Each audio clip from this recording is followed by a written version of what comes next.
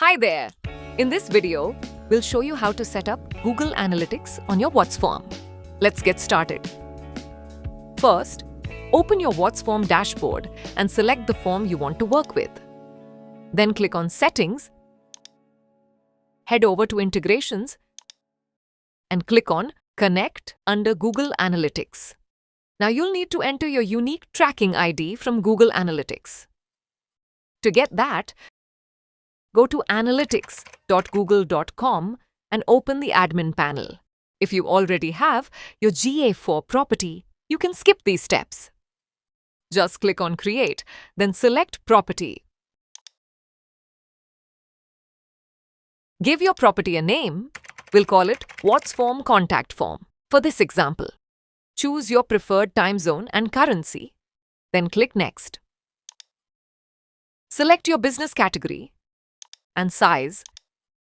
Click Next again and then pick the goals that suit you. We'll go with Generate Leads and Understand Web Traffic for now, and then click Create. Once that's done, click on Web when it asks how you want to collect data. Now it'll ask for your website URL. For this, go back to the WhatsForm dashboard, click on Share, and copy your form link.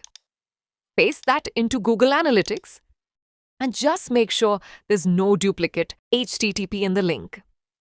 Then give your stream a name. We'll call it My Contact Form, and keep the enhanced measurement setting as it is. Click Create. This page is to set up a tag in Google Tag Manager, but you can skip this step for now. Now you'll see your web stream details. Copy the measurement ID from here. Head back to your WhatsForm dashboard, click on Settings, go to Integrations, and under Google Analytics, click Connect and paste that measurement ID. Then hit Add. And that's it. Your form is now connected to Google Analytics.